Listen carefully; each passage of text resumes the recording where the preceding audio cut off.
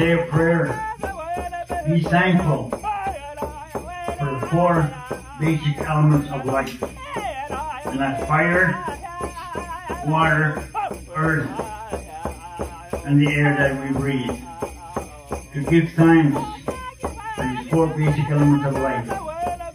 But the greatest gift we ever got from our Creator was life.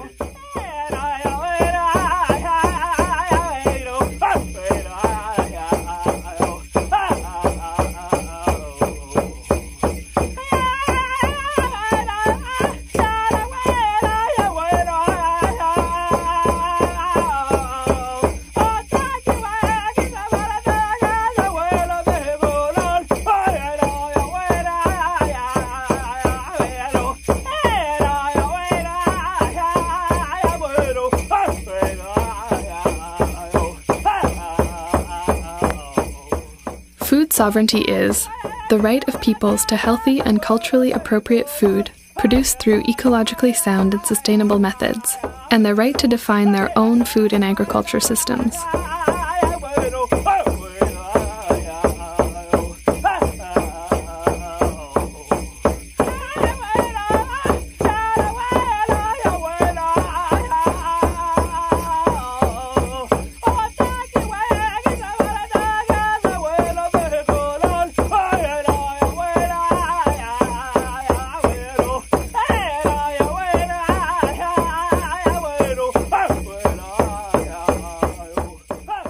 According to the legend, an Anishinaabe boy named Pakawis used the hoop dance to tell stories about the animals. The dance is a way to honor the connection between animals and humans. With the hoop, Pakawis represented animal shapes and traditional practices that continue to sustain the Aboriginal way of living. Here in northern Manitoba, Oji Cree and Métis communities are facing serious problems to procure healthy food for their families. In this region, there is a staggering 75% of food insecurity, 8 times more than the rest of Canada. We were poor, but we ate good. We ate healthy food. Because we ate from the garden, we got meat from the bush, and then we had our cows, so that we had milk and butter and chickens for eggs. And so actually we had a healthy diet, even though we were poor. I think healthier than when you're rich. Aboriginal people have a long and proud history based on rich cultural and spiritual traditions. Stories describe the connection between people, animals, and the natural environment. A culture of sharing was established among families that ensured food security and proper nutrition among community members. Food is seen as a sacred gift from the Creator. Hunting, fishing, gathering, indigenous agriculture and trapping were the only means to access food.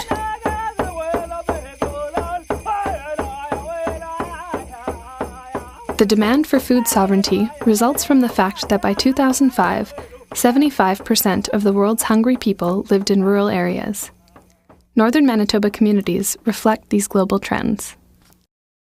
The old people was to make a big garden, to all lots of berries, moose meat and caribou meat, and they make bannock, and they make bread too. Colonialism and its systems of production imposed by the Canadian government have been modifying the traditional food systems for hundreds of years. Historically, First Nations economies and food acquisition rested on the people's relationship to the land and its productivity. Forced settlement, the spread of Goliath hydro dam developments, extermination of wild animals, residential schools and mining projects triggered a distinct and radical break from sustainable traditional lifestyles. What I like to identify as BH and AH, which is before hydro and after hydro. Between those two periods was incredible. But she also said it was very important that people understand where we came from and what our community was like before hydro. We were a hunting, gathering community. Once hydro shut that dam down, that river died. And I think to me that was a defining moment of when our lifestyle, the way we used to live, completely ended. It has never come back. It was complete, utter silence within that community. And I sat at that river for about 2 hours, and then I started to realize that that river had died that day. That it was never going to be reborn. The flooding of the lake really affects our food chain as far as everything that we get off the land, and it's really damaged a lot of our hunting areas, our fishing areas, and even our berry picking areas. It's a terrible thing to live with on a day-to-day basis. We're killing this lake, killing ourselves at the same time.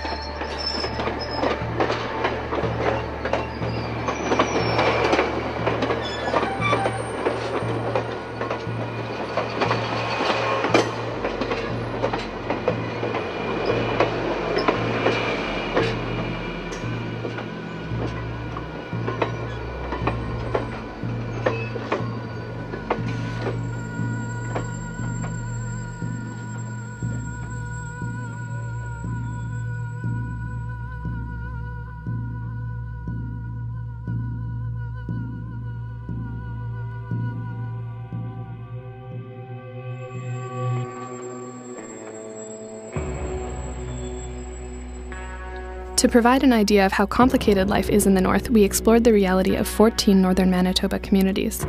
A university study shows that the inequity found in these communities contrasts with the abundance and accessibility of healthy food found in the south of Canada.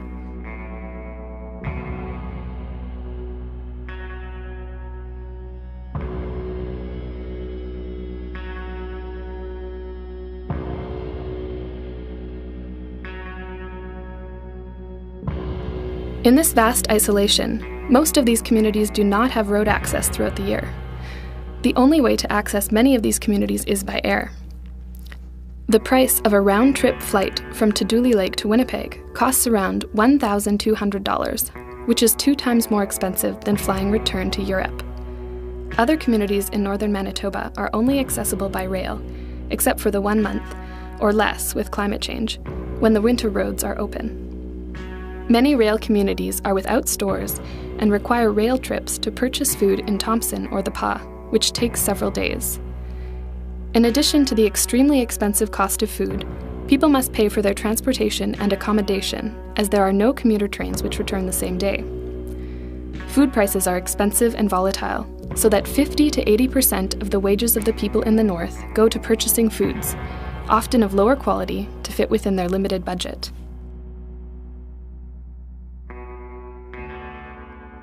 The communities have to create their own stores. They can't depend on the monopolies that exist in our communities, because the monopolies are there for only one purpose, and that's to make money.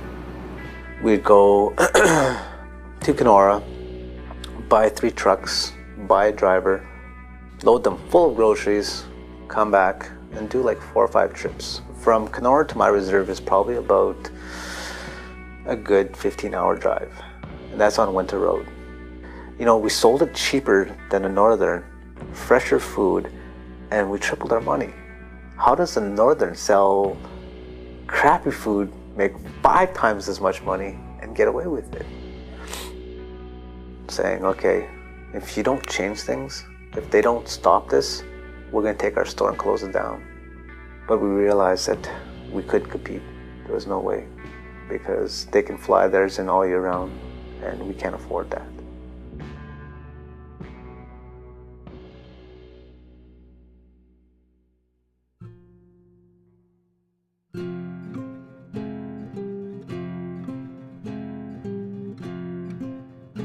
The lack of healthy food options is associated with the high rate of diabetes and obesity in northern Manitoba. Extensive compromises in food selection and total food intake have been documented, with severe levels of food insecurity. Well, I was diagnosed with diabetes. I didn't take it seriously at first, but just about a year after that, it started to get noticeably different. A lot of times it is no energy. I started noticing that my 20/20 vision was not anymore. A friend here in the community just recently passed away due to complications, and that's when it kind of hit myself and my grandchildren. They read every label now. Through proper nutrition is probably going to be the only way that we can actually deal with diabetes.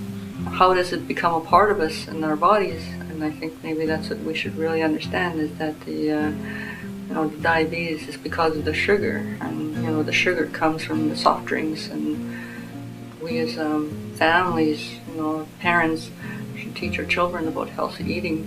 Maybe that's a good place to start. Studies have found a relationship between poor diet and poor mental health, high rates of diabetes, obesity, malnourishment, and several other food-related illnesses. Manitoba has the highest rate of pediatric diabetes in North America, particularly in the 4 Oji-Cree communities called Island Lake First Nations. In particular, diabetes has reached epidemic proportions among Canada's Aboriginal populations. Because of unique genetic, social, and lifestyle circumstances, people in northern communities are 3 to 5 times more likely than the general population to be diagnosed with diabetes. An exercise routine can help to control sugar level, obesity, and high blood pressure, but access to healthy food is also necessary. Recently turned 56. Yeah, and I've been on dialysis for about 35 years. Kidney transplant for 18 years and on dialysis right now and still going. I feel sad for the other people that are diabetic and they're being cut off, and here I am. I know how they feel. I know what they're going through. Yes, there's more and more people on dialysis and more people going into diabetics, although they don't know it, don't know some of them. And people are getting their limbs cut off and... Yes. I've seen some people here that I've been with, they got their limbs cut off while they're on dialysis. They're being sent out and coming back with no legs or arm, toes, fingertips. Rates of food insecurity are so high that it's having a population level effect. The health impact on diabetes, the health impact on chronic diseases, at that level of the population is going to be huge. So something has to be done, and something has to be done soon. And that's going to require programming, working with communities to have a community food action plan and ensure that nobody is going hungry and has access to culturally appropriate healthy food.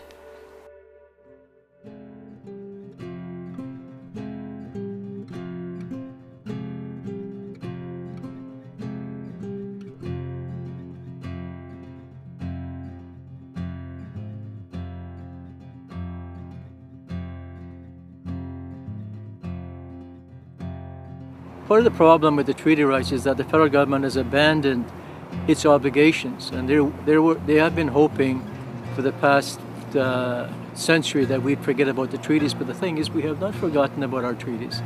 So we're now organizing a grassroots movement called Treaties 1 to 11 as a way of engaging our people directly and understanding what the treaty means for us, including the responsibility of the Crown to get us in, to get us involved in agriculture, because we have a treaty right to agriculture. A treaty right to agriculture.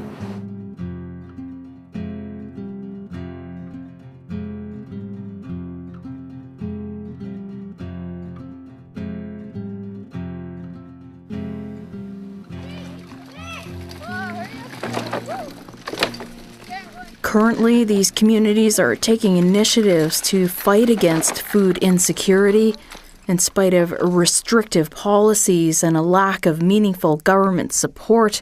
Community members are reintroducing traditional practices in addition to new ways of producing food. In this life below, when this life is over, I am going home. Going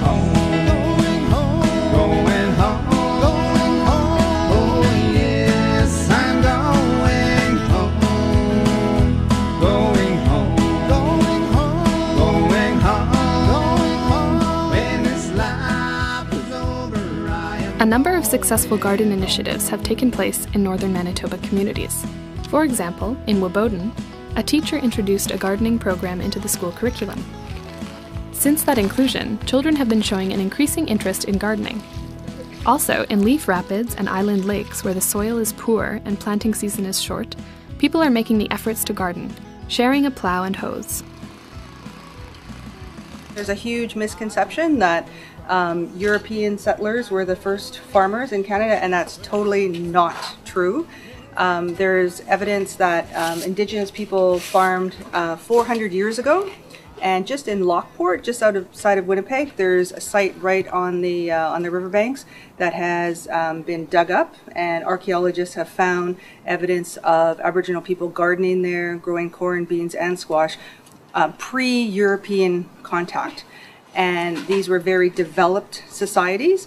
And all the virtues and characters can be linked to gardening, like the responsibility of the students to look after their garden and make sure it's watered and weeded, patience, putting up with the weather, waiting for me to come, cooperation. When we work in here, there's lots of cooperation that has to go on for this to happen, respect. Just pretty well every virtue you can think of can be linked to gardening, and it helps them develop a work ethic, and they're really proud of what they've grown, even if it's little wee tomatoes. Hi, my name is Courtney, and I've been gardening for 3 years. Yes, I like gardening. We've been gardening for the past 3 years, and there's more people getting interested. The first year, there was only the basic like potatoes, carrots, and onions, was it? Yeah. Those were the only things that they planted. But now they're asking for more variety of things to grow. In July, we have a lot of daylight, pretty well 24 hours. We get about 2 hours darkness at the most. And how does that affect the plants? Well, everything grows. Like, I hardly buy any vegetables because I grow them. I grow about 100 pounds of carrots and all that, so potatoes. The Northern Healthy Food Initiative provides seeds, plants, tools, and greenhouses through the Bayline Regional Roundtable and Frontier School Division. Four Arrows is implementing those programs in the communities located in Island Lake.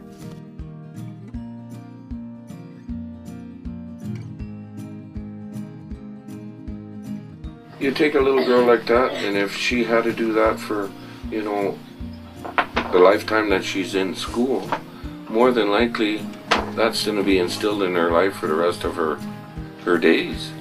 You know, to go and have a little garden and have fresh lettuce and fresh onions and, you know, all that stuff. I really am believing that not only can you have gardens that are a treat and a pleasure, but we can start growing some of the finest food in the world in the north. One of the community members came in after the first year and says, "I'm not planting garden again."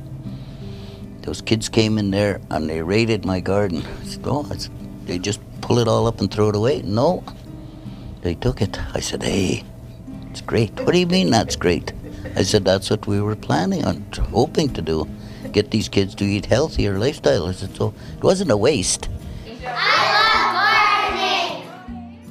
Gardening is not the only solution to end food insecurity, and in some other communities, garden programs did not have much success because of a lack of resources. These very northern communities come from a strong tradition of hunting and gathering. Other programs, like the Country Food Program, are showing success. The Country Foods Program is a program that's created by the community. Every community, northern community, Aboriginal community, already does what we do. Our culture is sharing, giving. So we're able to do a lot of different things locally, and then at the same time applying the cultural and traditional aspect, like the smoking of fish and meat. And not only that, all different organizations within the community, all different groups and individuals that want to participate or partake with the program, they're more than welcome. And we promote the teaching of cultural values and traditional skills. If we were government funded, then we'd be regulated. There's a lot of things we wouldn't be able to do. That's why we're keeping this internally, locally, community operated. Virtually every fiber of policy in Canada, of the government, of the political and economic system, works against the food security of northern communities. We're basically trying to turn the northern communities into wage economy suburbs in a way that simply doesn't fit with the ecological circumstances or with the cultural context that the people live in. With the growing population of human population and industry, we have to protect and manage our own resources. And by doing that, we can regulate and govern ourselves internally and locally, and still work with the conservation. You know, we don't totally. I mean, they were part of setting up the policies. And government regulations force community members to eat store-bought food. Nelson House promotes a country food program, which effectively feeds 1,500 people out of 2,500 in the community each year with healthy, culturally appropriate food, prioritizing elders and single mothers in need. The Country Foods program has procedures and guidelines to regulate and redistribute wildlife and its products to members of the community. It also utilizes expertise of local hunters and fishermen, providing employment. This program can be used as a model to provide respectful and healthier practices in northern communities.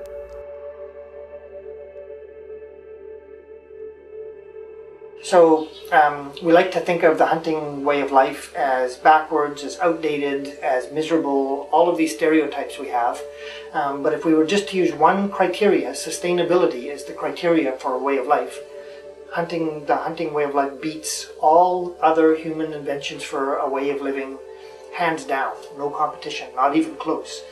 So they'll pay people to be drunk sitting in town, every day of the week. They won't give people the same amount of money to buy gasoline and bullets to go out on the land and hunt moose and live a clean, healthy lifestyle and feel like they're responsible for their own lives. The signing of Treaty 5 was an Anishinaabeg initiative to ensure that Aboriginal rights, including the right to occupy unsurrendered lands affirmed in the Royal Proclamation of 1763, would be maintained. Once the treaty process began, the government expected that the Native people would be content with reserves and a small cash grant. Instead, First Nations communities demanded agricultural equipment and training, education, medical supplies, and other treaty rights.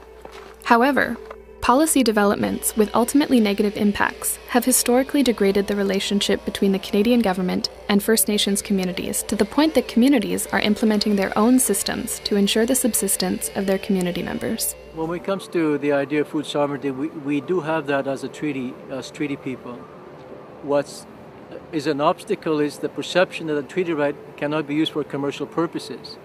And these are the old ideas that we have to break down and destroy, because these are really not only curtailing the exercise of the treaty right, but they're also restricting our people from sharing that food, that natural food, with other communities.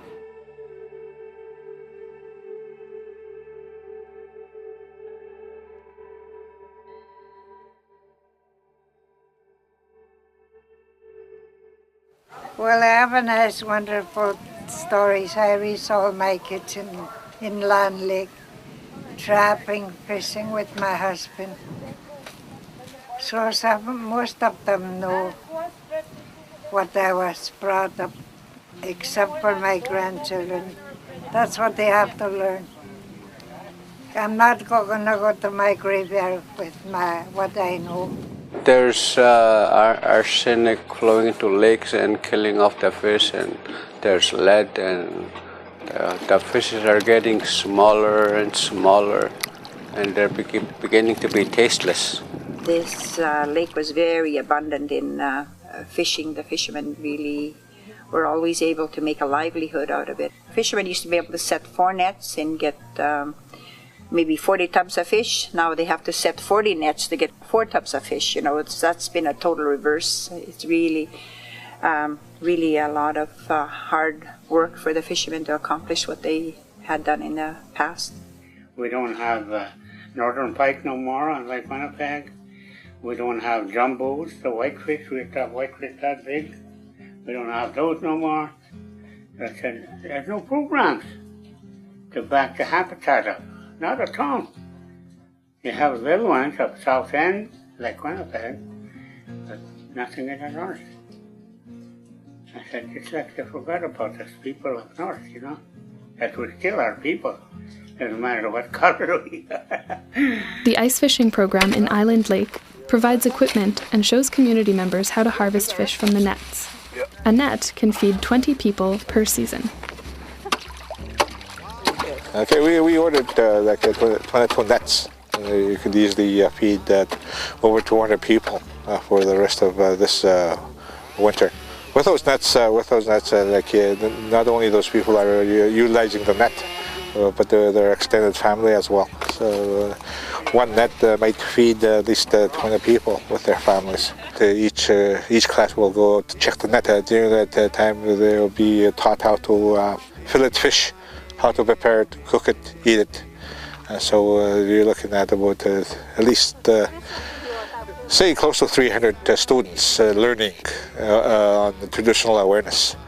A pilot project will provide interested people who build a chicken coop all necessary materials, including a poultry production manual, 60 chickens or 10 turkeys, grain, feeders, and chicken fencing. With basic training and provision of supplies, poultry can be easily and affordably raised in northern communities. Raising poultry can provide families with fresh meat and eggs and a valuable source of fertilizer for gardening. They were nice, big, healthy. They almost looked like the size of turkeys, a young turkey. Yeah. And they were they had a lot of space to roam around in. They're healthy. So it was like, for me, it was, I knew I was feeding the chickens and they were getting exercise, and you know, it was the best thing for our family anyway. When I seen what was happening with the chickens, especially the store-bought ones or the cows and so on and so forth, injecting them with steroids, it's just, whoa, I couldn't believe that. So going down there, feeding the chickens twice a day, and every time that they see me, well, they come running at me, and I feel so in love. You know, I'm so loved by chickens, right? One of the long-established programs to increase access to healthy food in the North is the Food Mail program, which subsidizes the cost of shipping nutritious food to isolated northern communities. The program is under review.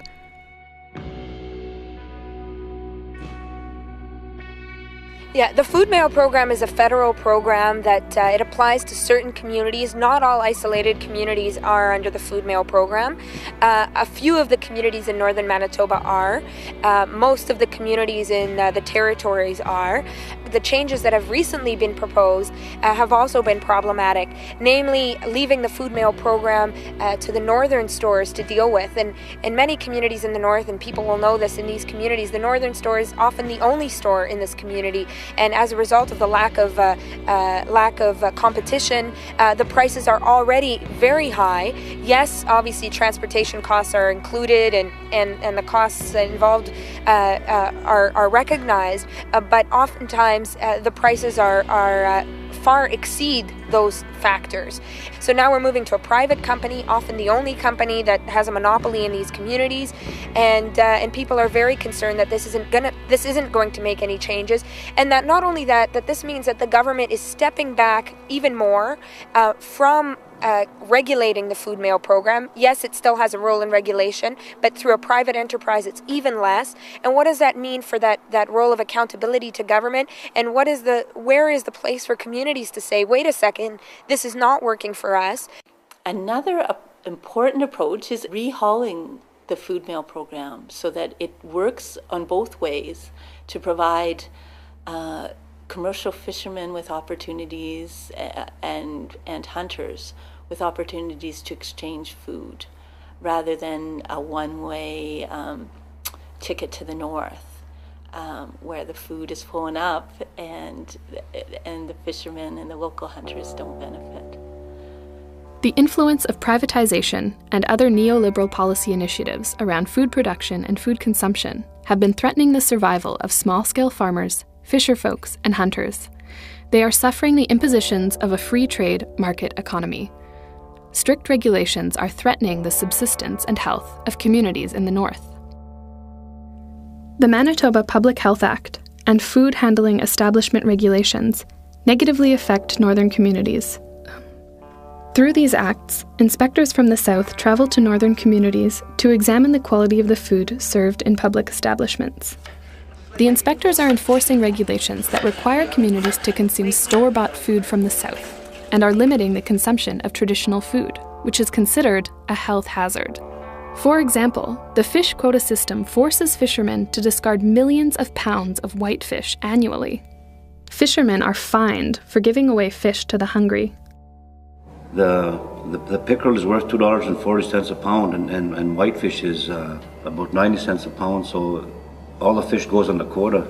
So what happens to the whitefish is it gets thrown on shore because you'd rather have $2.40 than 90 cents, right? And this happens in every community in northern Manitoba. This fish should be just taken off quota, and then the fishermen can sell it, and we can get more value for our fish than just throwing it away. This set of regulations is compromising the health of community members and contributes to the monopoly on food by the Northern Store.